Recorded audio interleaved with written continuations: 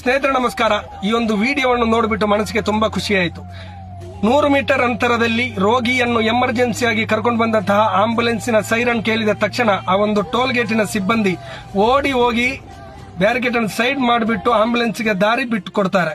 ಯಾವುದೇ ಇಲ್ಲಿ ಸಮಯ ವೇಸ್ಟ್ ಆಗಿಲ್ಲ. ಇತ್ತೀಚಿನ ದಿನಗಳಲ್ಲಿ ಪ್ರತಿ ಒಂದು ಟೋಲ್ ಗೇಟಿನಲ್ಲಿ VIP ಆಂಬುಲೆನ್ಸ್ ಲೈನ್ ಅಂತ ಸಪರೇಟ್ ಇರ್ತದೆ. ಅಲ್ಲಿ ನೀವು ಕಡ್ಡಾಯವಾಗಿ ಒಂದು ಟೋಲ್ ಗೇಟಿನ ಸಿಬ್ಬಂದಿಗಳನ್ನು ನೇಮಕ ಮಾಡಬೇಕು.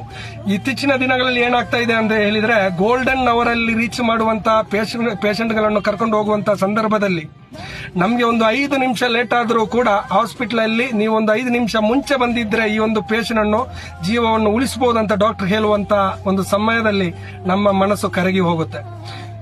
ಅಂತ ಒಂದು ಸಂದರ್ಭದಲ್ಲಿ ದಯವಿಟ್ಟು VIP ಆಂಬುಲೆನ್ಸ್ ಲೈನ್ ಅಲ್ಲಿ ನಿಮ್ಮ ಒಂದು ಸಿಬ್ಬಂದಿಯನ್ನು ನೇಮಕ ಅಲ್ಲಿ ದಯವಿಟ್ಟು ಮಾಡಲೇಬೇಕು. ಬೇಜವಾಬ್ದಾರಿಯಿಂದ ಯಾರು ಕೂಡ ಆ ಟೋಲ್ ಗೇಟಿನ